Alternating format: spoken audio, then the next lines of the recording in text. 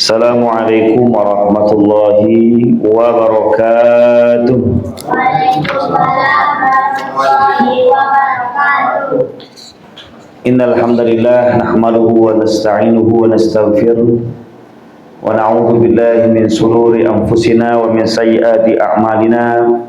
May yahdihillahu fala mudilla lahu wa may yudlilhu falan tajida lahu waliyyan mursyida. Asyhadu an la ilaha illallah wahdahu la syarika lah wa asyhadu anna Muhammadan abduhu wa rasuluh. Allahumma shalli ala sayyidina Muhammad wa ala alihi rasulillahi ajma'in, amma ba'd. Qala Allah ta'ala fi kitabihil karim, a'udzu billahi minasyaitonir rajim. Ya ayyuhalladzina amanu idza qumtum ilas salati faghsilu wujuhakum wa aydiyakum ilal marafiq wamsahu bi ru'usikum wa arjulakum ila ka'bayn.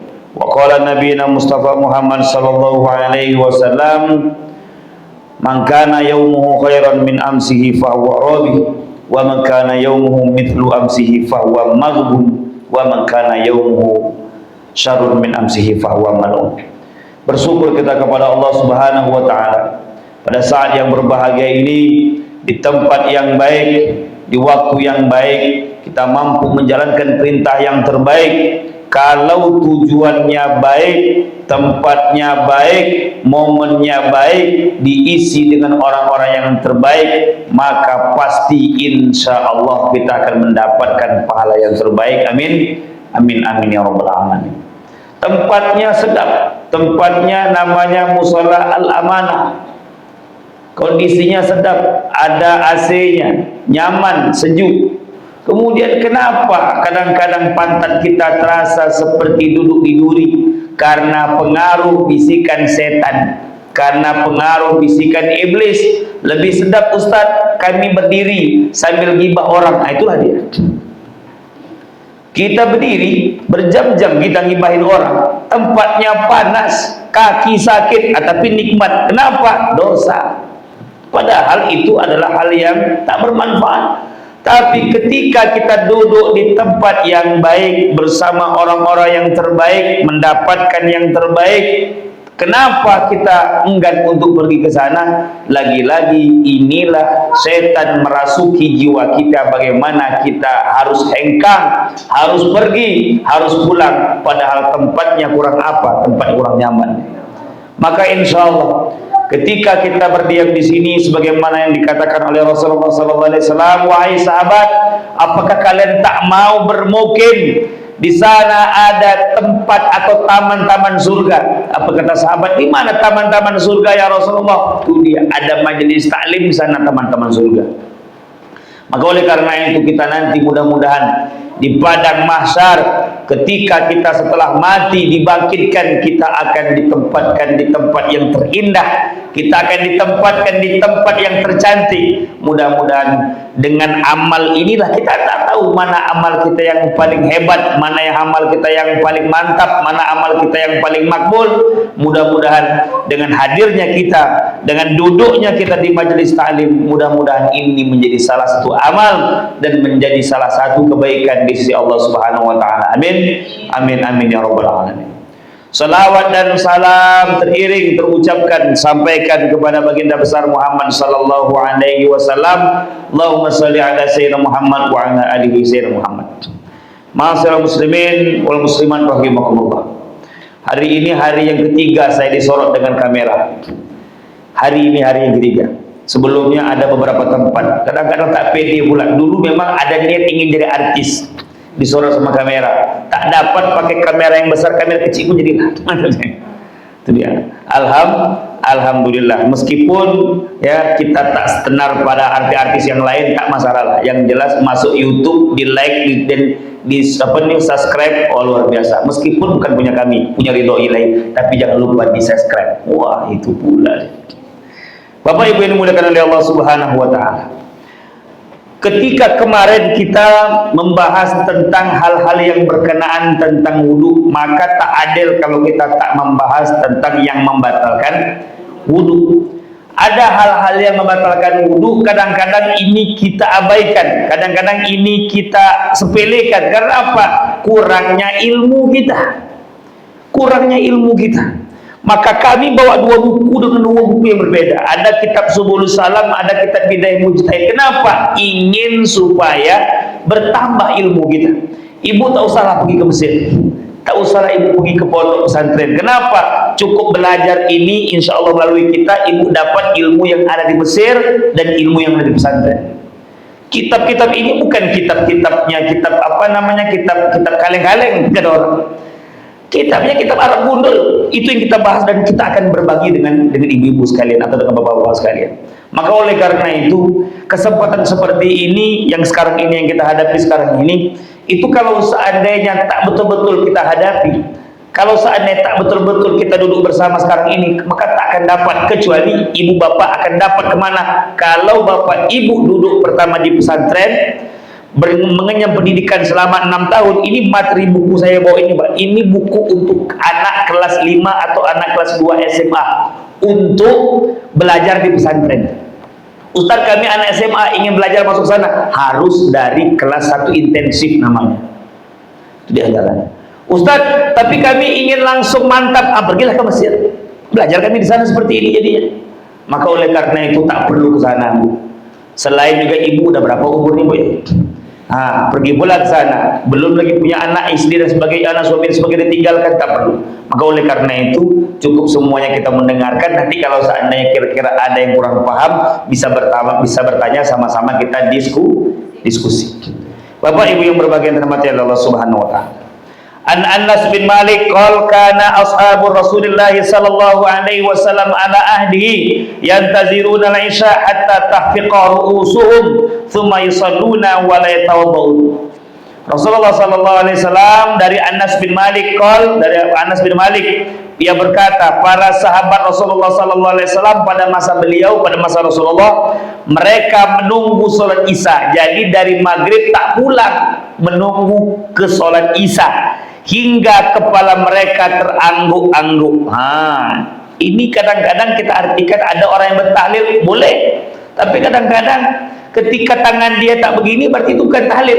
Kalau orang bertahlil berarti tangannya ngitung berapa jumlah telah tahlil. Tapi ada orang yang mengangguk tapi tangan dia tak menghitung, itu namanya ngantuk, bukan tahlil. Itu dia. Ada orang bertahlil, benar. Ada orang bertahlil. Ustaz, saya pernah ditanya, Ustaz, apa hukumnya bertahlil dengan la ilaha illallah? Ini tak dapat jawabannya kalau seandainya kita hanya bertanya melalui Google, tak dapat. Saya langsung bertanya dengan salah satu tarekat tasawuf. Bertanya saya, kenapa harus menggelengkan kepala? La ilaha, apakah pening dengan mengartikan la ilallah? Apakah pusing kepala dia?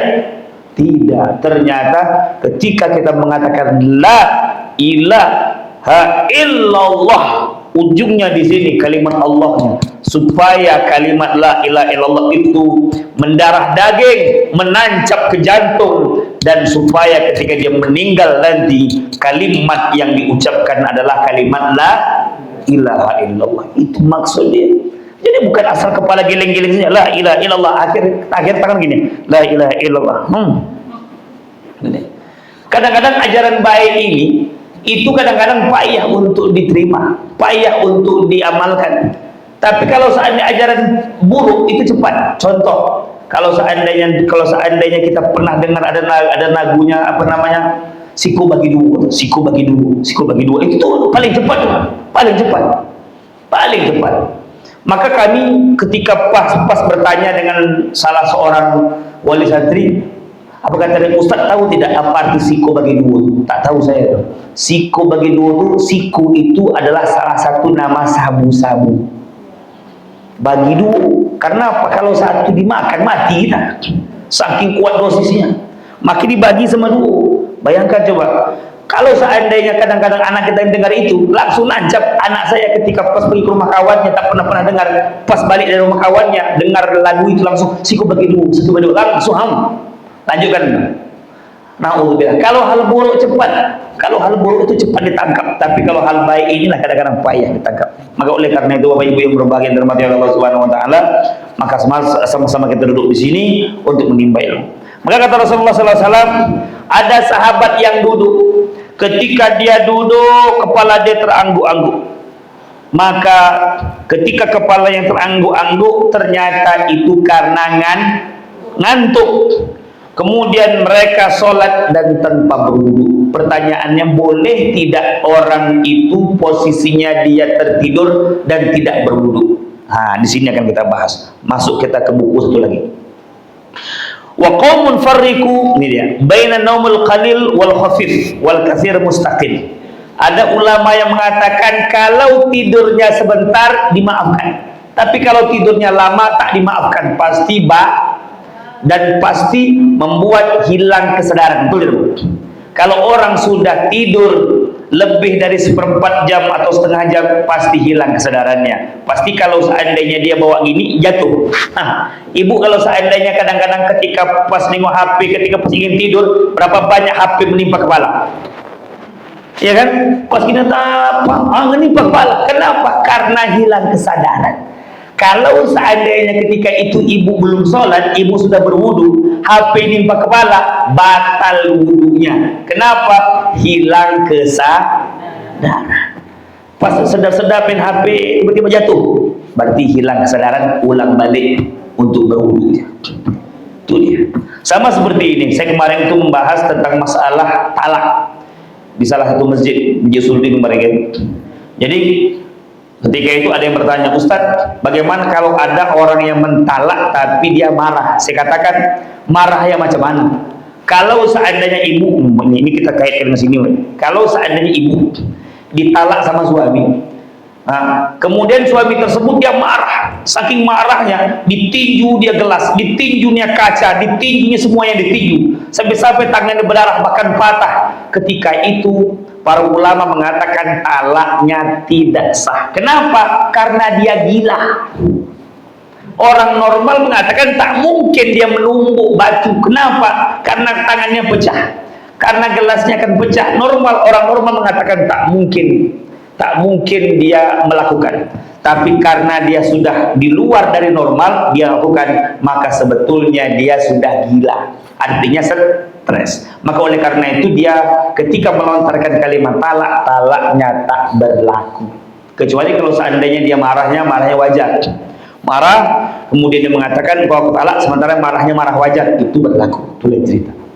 Bapak Ibu yang dimuliakan oleh Allah Subhanahu wa taala. Kemudian kata Rasulullah, kemudian kata para ulama, faujabu fi katsir mustaqil wudu, yang wajib itu adalah untuk wudu yang wudunya ketika orang tersebut tidurnya dalam kondisi yang lama. Kemudian, dan itu adalah pendapat siapa? Fuqaha'il amsar wal jumhur, mayoritas ulama kontemporer dan ulama yang banyak. Ulama seperti itu mengatakan. Kemudian waqala Malik, Imam Malik mengatakan, man nama muttaji'an aw sajidan fa alaihi wudu, barang siapa yang tidurnya berbaring atau sujud, maka dia wajib berwudu. Kalau seandainya adik-adik nonton film Upin Ipin, ada Ihsan itu dia tertidur, ditinggalkan sama kawan-kawannya, rupanya dia tidur sambil sujud, maka itu jelas akan membatalkan wudu. Kalau seandainya sholat subuh kamu tertidur ketika pas sujud, batal. Bukan hanya batal sholatnya, tapi batal wudunya. Bukan hanya batal sholatnya. Itu dia. Kalau seandainya tidur sambil sujud. Kemudian kata Imam Syafi'i radhiyallahu anhu, kata Imam Syafi'i dia, semua ini dia, mana majalisan fala wudu alaih, kata dia. Ya, kata Imam Syafi'i mengatakan semua tidur itu membatalkan wudu kecuali duduk. Itu dia. Dan selama tidak menghilangkan kesadaran. Contoh, kalau seandainya saya duduk tegap seperti ini maksudnya duduk seperti ini yang tidak membatalkan wudu. Ini kalau seandainya saya tidur seperti ini tidak batal. Tapi kalau seandainya sudah begini, ini batal juga. Kenapa? Karena dia nyaman, ada yang disandarkan. Kemudian kalau seandainya dia begini, bersandar ke bawah, ke belakang, maka batal juga wudu. Atau tangannya begini, Pak. Ini. Kalau seandainya ibu-ibu misalnya umpamanya atau bapak-bapak misalnya ketika sholat Jumat ketika sholat Jumat misalnya di Tanah Haram atau di Nabawi atau di Mekah atau misalnya di Mesir, itu sering dilarang sama orang sana. Kenapa? Itu ketika pas gini kita mata kita terpejam, ada batal wudu kita. Kecuali kalau kita seperti itu tegap ini. Nah, tegap seperti ini pun ini akan berpotensi batal kalau ngorok. Dia Allahu Akbar. Dia tegap, was gagah dia. Tegap. Saya pernah itu, Pak, khutbah, Pak, ketika pas khutbah, ya ayyuhalladzina amanu ittaqullaha haqqa tuqatih. Rupanya orang di bawah ngorok, Pak. Allahu Akbar. Awak khutbah semangat nah. Rupanya ada pula suara backing vokalnya pula bawah. Itu dia. Nah, ini membuat batal sholat. Maka bukan hanya batal wudu, bukan hanya batal sholat, tapi batal wudu, wajib berwudu.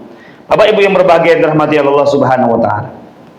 Kemudian kata Rasulullah sallallahu alaihi wasallam terkait tentang masalah itu, wa an Aisyah radhiyallahu anha qalat ja'at Fatimatun bintu Abu Hubaysh ila Nabi sallallahu alaihi wasallam faqalat ya Rasulullah inni imra'atun istahadu fala adhuru afa ad'u salah qala la innama dzalika irqun wa laysa bihaidin fa idza aqbalat haidatuki fad'i salah wa idza adbarat faghsili anki dam thumma shalli muttafaq alaih. Apa kata Rasulullah?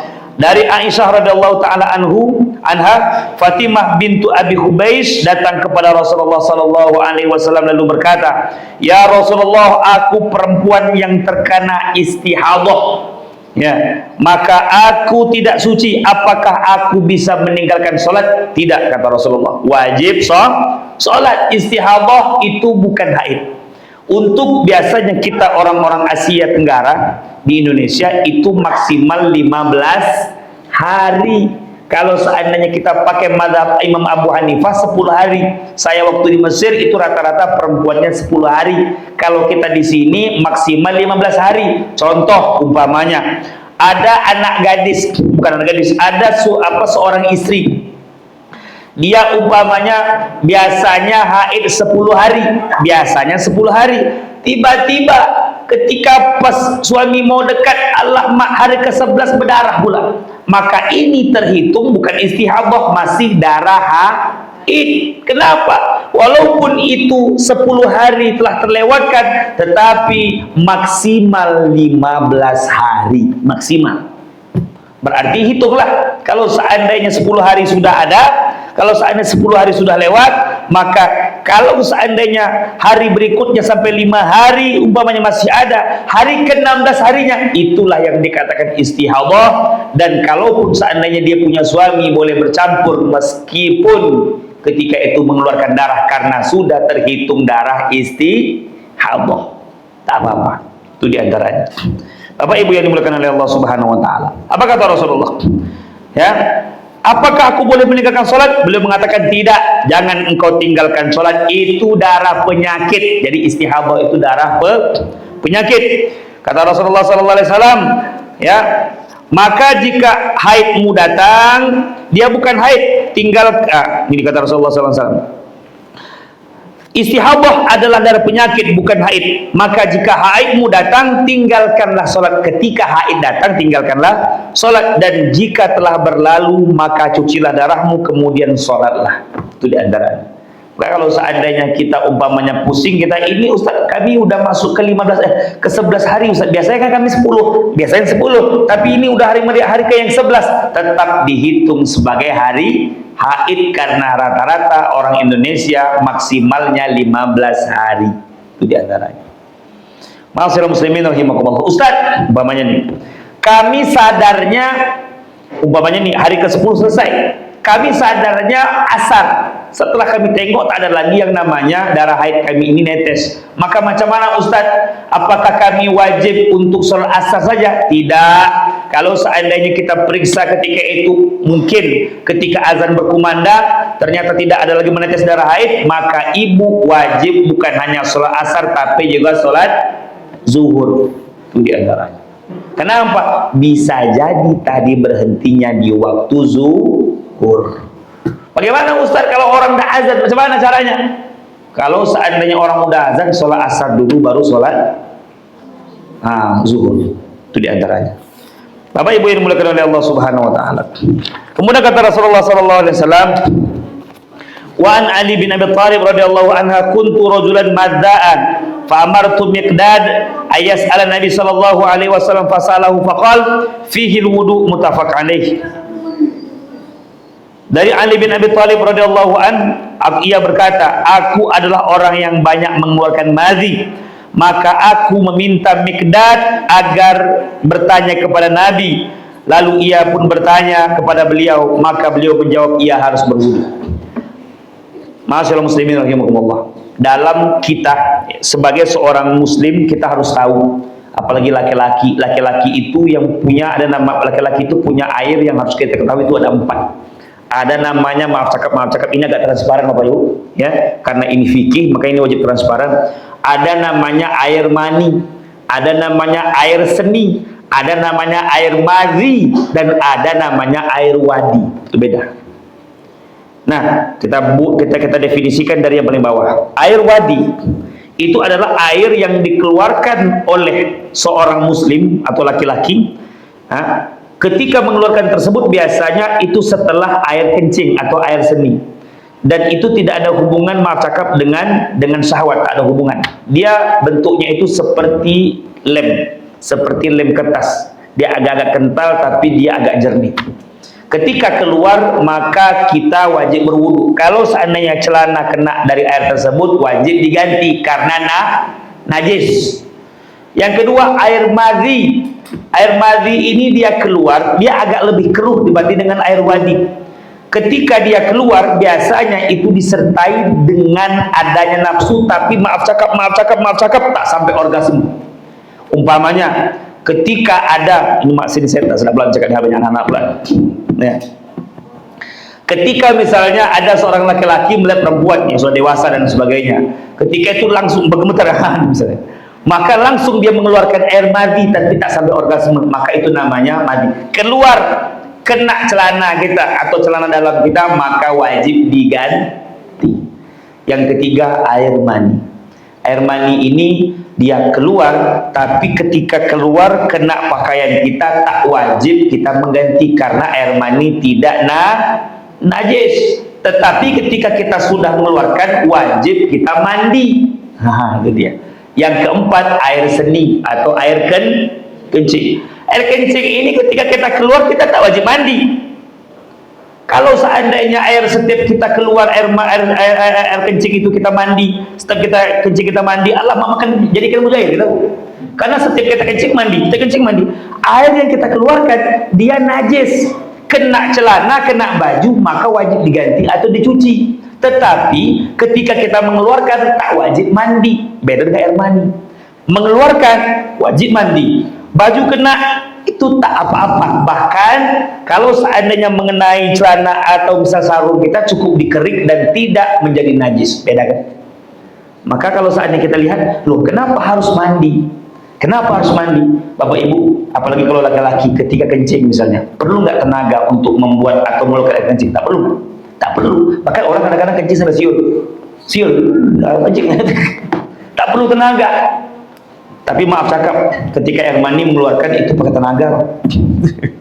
Ketika tenaganya habis, maka bagaimana cara memulihkan staminanya? Mandi. Kita misalnya ketika pas lagi bulan puasa, lemah kita, selain minum, apa yang membuat kita kuat? Mandi. Itu diantara. Luar biasa Islam ini mengajarkan kepada kita. Ma'asyiral muslimin rahimakumullah. Kemudian kata Rasulullah sallallahu alaihi wasallam, ya.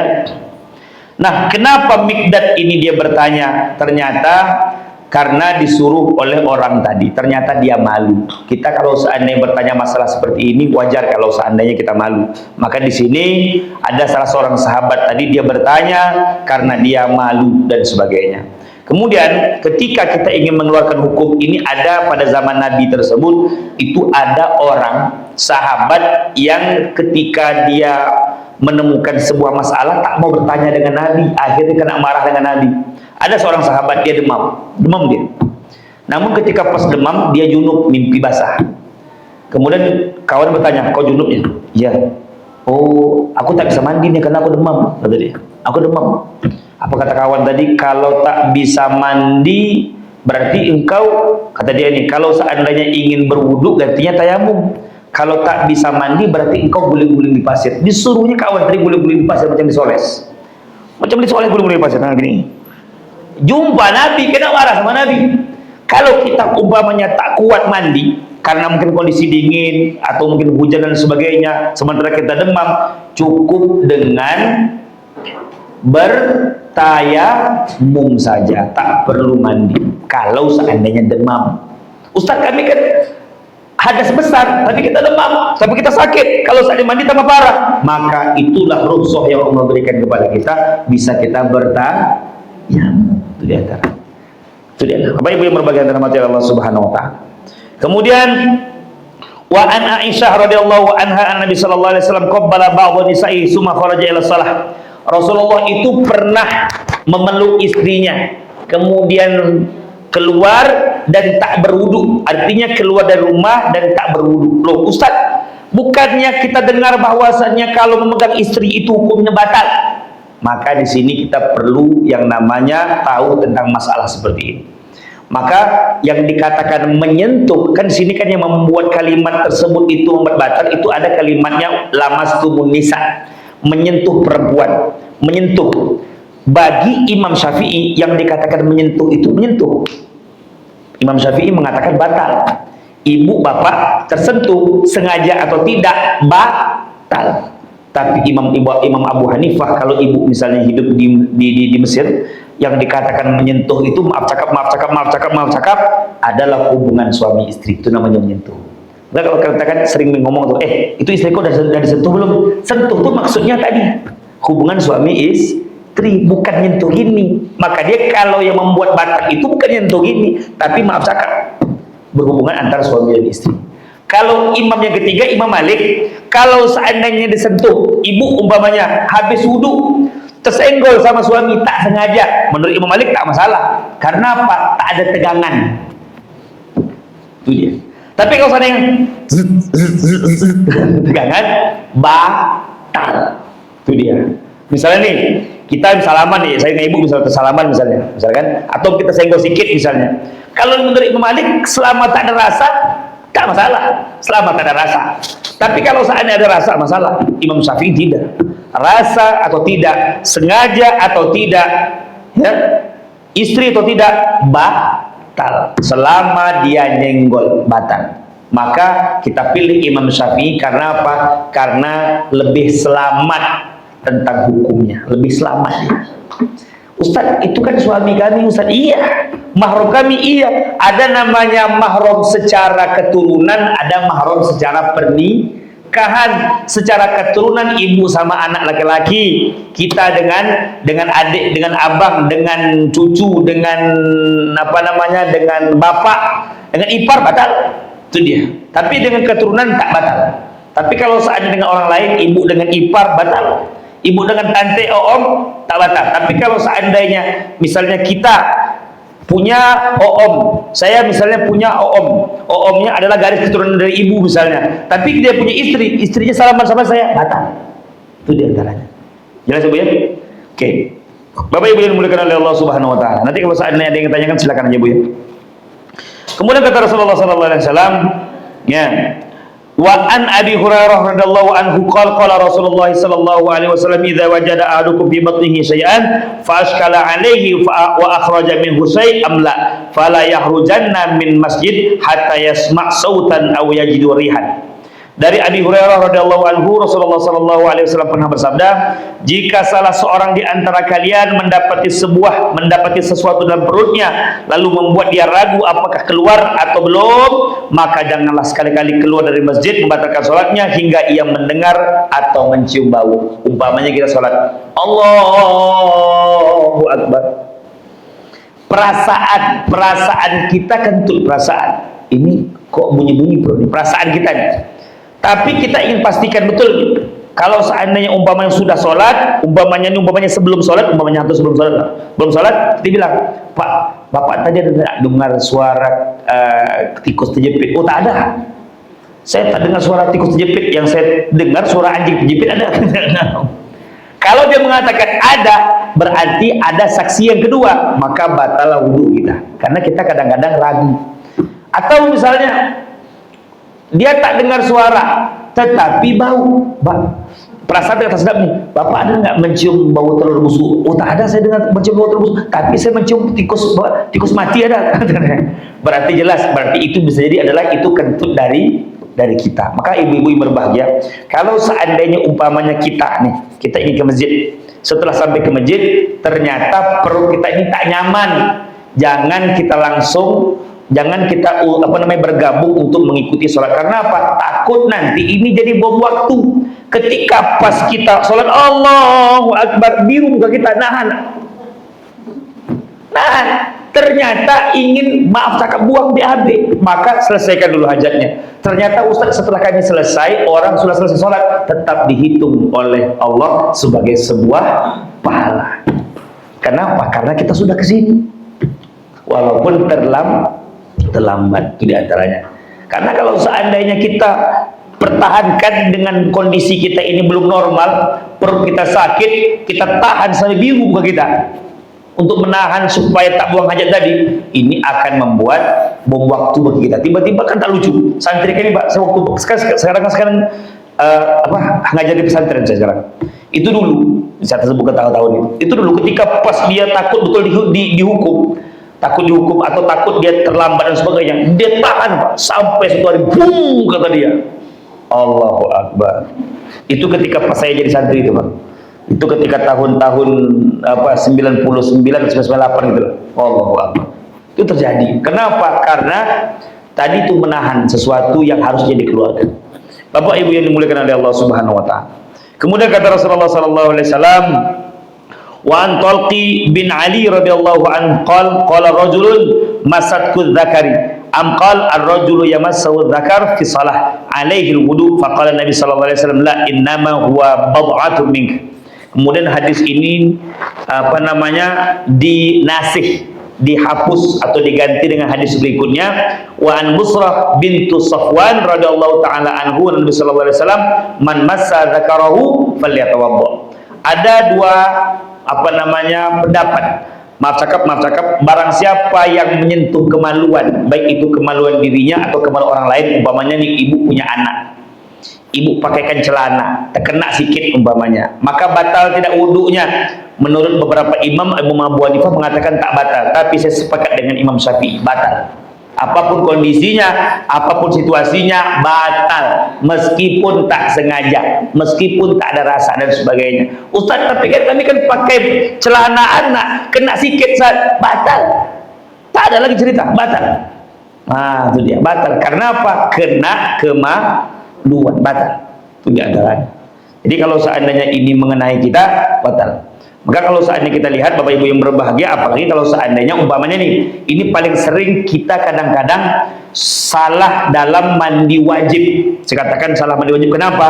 Kadang-kadang maaf cakap, kita sudah bersih, kemudian kita berwudu, setelah berwudu, maaf cakap, kita memegang kemaluan kita. Setelah itu kemudian kita mandi lagi, setelah kita memegang kemaluan, kemudian kita sholat. Padahal kita tadi udah berwudu, maka wudunya dianggap batal. Harusnya apa? Setelah kita berwudu jangan pegang-pegang yang lain. Itu diantaranya. Ibu-ibu yang berbahagia dalam hati Allah Subhanahu wa taala. Kemudian kata Rasulullah sallallahu alaihi wasallam, wa an Aisyah radhiyallahu anha Rasulullah sallallahu alaihi wasallam, man asabahu qai'un, barang siapa yang kena muntahan, batal. Muntah kucing, batal. Muntah tikus, batal. Apalagi muntah anjing. Untuk dia. Batal. Ya Bu ya. Muntah manusia batal, walaupun ada mengatakan tak batal, tapi saya lebih cenderung batal. Ru'af, apa itu ru'af? Atau keluar sesuatu dari hidungnya, mimisan. Kalau seperti ingus tidak. Adapun orang yang mengatakan ingus batal berarti dia tak pernah pilek. Itu dia. Kalau yang keluar itu ingus, selemo, ibu ya, itu tak batal, tapi mimisan keluar batal. Karena dia keluarnya kondisional, ketika pas sakit baru dia keluar. Tapi kalau seandainya selemo itu, semua kita ini pernah selemo dan itu tidak batal. Au qalasun itu adalah yang keluar dari leher, ya. Kalau kitanya kayak semacam bisul. Nah, itu dia. Kemudian au madhiyun. Madhi tadi, air madhi tadi seperti yang kita bahas tadi. Falyatawaddo, maka ketika itu semua keluar, maka hendaklah dia berwudu, summa liyabni ala shalah, setelah berwudu dia salat. Kemudian wa huwa fi dzalika la yatakallam, maka hendaklah kamu ketika itu habis selesai berwudu jangan berbicara. Maka kenapa dikatakan jangan berbicara setelah berwudu? Itu akan membuat kita khusyuk dalam sholat. Karena gini Bu, kita ini bisa nyaman, hidup kita ini itu karena dua hal. Yang pertama, kita nyaman, tentram kita hidup kita ini itu diakibatkan yang pertama adalah tumakninah dan mutmainnah. Tumakninah itu dimana kita dapatkan? Ketika kita sering sholat. Yang kedua, kita mendapatkan ketenangan. Yang kedua, dari pasangan, sering kita sebut dengan sakinah. Maka kalau seandainya ingin tentram nyaman hidupnya, yang pertama rajin ibadah, yang kedua baik dengan pasangan. Artinya hablum minallah baik, hablum minannas juga baik. Itu di antara Bapak Ibu yang dimuliakan oleh Allah Subhanahu wa taala. Jadi muntahan, ya, muntahan kena, maka kalau seandainya muntah anak kena langsung dibersihkan dan sebagainya. Kalau seandainya sudah dibersihkan, pastikan 3 hal. Apa 3 hal tersebut? Tidak ada bau, tidak ada rasa, dan tidak ada aroma. Kalau seandainya ini sudah kita lap dan tidak ada bau tadi, maka insya Allah tempat tersebut yang sudah dimuntahi tersebut itu insya Allah menjadi tahir atau menjadi bersih atau suci. Bapak Ibu yang dimuliakan oleh Allah Subhanahu wa taala. Kemudian ini dia. Wa an Jabir bin Samurah radhiyallahu taala anhu anna rajulan sa'ala Nabi sallallahu alaihi wasallam, "Atawaddu min al-luhumil ghanam?" Ya Rasulullah, kami makan kambing bakar. Kami makan daging kambing. Apakah kami wajib berwudu? Kata Rasulullah, "In syi'ta." Terserah engkau. Itu dia. Kenapa? Karena kalau makan daging kambing itu tak begitu bau. Tapi kalau kita bau betul tuh, Pak. Bau. Nah, itu dia. Atau summa, ya. Kemudian kata Rasul, kemudian kata sahabat dari atau minal luhumul ibil, tapi kami setelah itu makan daging unta. Apakah kami wajib berwudu? Apa kata Rasulullah? Naam, engkau berwudu. Kenapa? Daging unta itu bau busuk. Sama seperti kita petai jengkol. Memang di Mesir, di Arab Saudi tak ada petai jengkol. Itu apa? Kalau orang di sana tuh ada unta, kita sini ada jengkol. Maka ketika kita makan jengkol, makan petai, makan bawang dan sebagainya, wajib berwudu. Sikat gigi yang perlu. Tak sedap ketika kita berbicara sama orang, jangan kan bicara, mengucapkan salam, assalamualaikum warahmatullah. Orang sebelah napas hijau bukan? Kenapa? Karena tadi mau cakap bau jigong dia merebak kemana-mana. Nah, iya betul Pak. Sedangkan orang maaf cakap yang habis makan jengkol saja ketika dia pipis saja, itu bayangkan WC itu ya, yang awalnya itu masih harum, itu menjadi naudzubillah min dzalik baunya. Apalagi bau mulut dia. Assalamualaikum warahmatullahi wabarakatuh. Begini orang Pak. Bukan pusing Pak, tapi apa coba? Tak bisa mikir dia, begitu baunya langsung menusuk ke kepala dia. Maka oleh karena itu kita diharuskan untuk berwudu kalau bisa memungkinkan sikat gigi. Itu dia. Maka kita baik tidak usah makan petai, makan jengkol baik karena zat kapurnya banyak, bagus. Tetapi yang tak sedapnya bau, yang tak sedapnya. Itu dia. Kadang-kadang betul, kadang-kadang kalau kita sering makan ayam bosan juga. Sekali-kali masukkan jengkol, oh luar biasa Pak. Apalagi kalau seandainya ada dagingnya di sana, ada jengkol, gulai jengkolnya, Allah masak kaliu, Allahu Akbar, luar biasa Pak. Ya Pak ya, itu memang Pak tak cukup spirit nasi itu Pak. Itu tadi.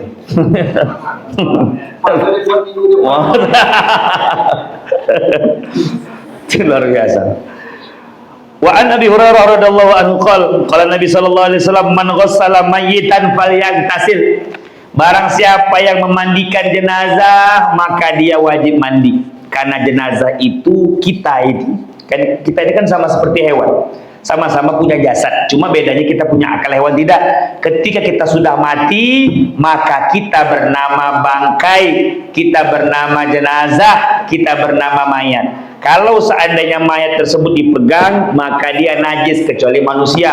Kalau seandainya memungkinkan ibu memandikan jenazah, memungkinkan untuk mandi, lebih baik mandi.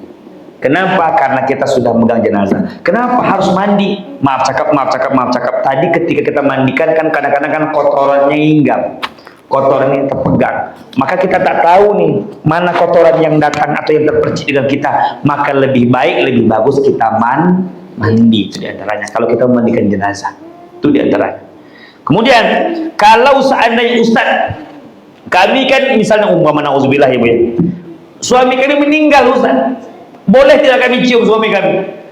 Dalam hal ini, dalam bab jenazah, kitab Subul Salam, Rasulullah meninggal itu dicium oleh Abu Bakar Siddiq. Boleh kami mencium istri kami Ustaz? Kalau ada pertanyaan, boleh. Suami boleh tidak mencium istrinya? Boleh. Istri boleh tidak mencium suaminya? Boleh. Yang tak boleh mencium itu istri tetangga. Sepakat Pak ya? Sepakat lah. Istri sendiri apa tak boleh ya? Boleh. Ustaz, tapi kata orang nanti air matanya meleleh, kena dia menjadi dosa, menjadi siksaan. Tidak. Yang tak boleh itu ketika ibu nangis, ibu tempeleng dia, "Ma, kenapa kau pulang dah? Kenapa kau pergi duluan? Begitu. Bangkit pulang." Itu utang kredit motor belum terbayar gitu. Itu tak boleh itu Pak. Kita apa namanya istilahnya menangisnya anarkis. Menangisnya itu betul-betul meraung. Itu tak boleh. Tapi namanya orang meninggal, orang yang sudah pergi selama-lamanya, wajar tidak kalau saatnya kita menangis? Justru kalau saatnya ibu ketawa yang menjadi masalah. Ketika pas suami meninggal,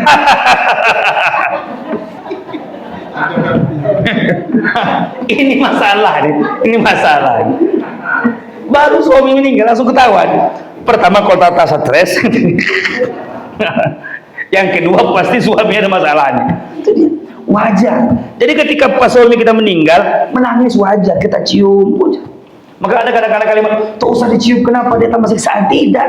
Justru kalau saat kita siksa baru tak boleh. Siksa dia, bangun. Kredit belum terbayar tuh, kredit itu mati lah kau sekarang. Itu tak boleh. Maka oleh karena itu boleh. Maka itulah saya dulu Pak, pernah saya tanya langsung dengan saya. Kalau saatnya mencium istri atau suami sudah meninggal atau orang tua sudah meninggal, boleh tidak? Boleh kata dia. Itu orang tua kamu bukan? Iya kata dia. Kecuali kalau orang tua orang lain, iyalah. Tiba-tiba engkau datang di sebuah pemakaman, tak tahu itu entah orang tua siapa. Engkau menangis, engkau mencium dia, itu tak boleh kata dia. Tapi kalau seandainya masih ada aliran darah engkau di sana, kalau seandainya masih ada hubungan engkau di sana, termasuk diantaranya entah anak, entah bapak, entah suami, boleh. Itu Ibu ya. Jadi kalau seandainya besok ada orang mengatakan kalau saat kita mencium, boleh. Itu diantaranya. Buka nanti dalam kitab namanya kitab Subul Salam atau kitab Bulughul Maram, nama babnya bab jenazah. Boleh. Itu diantaranya.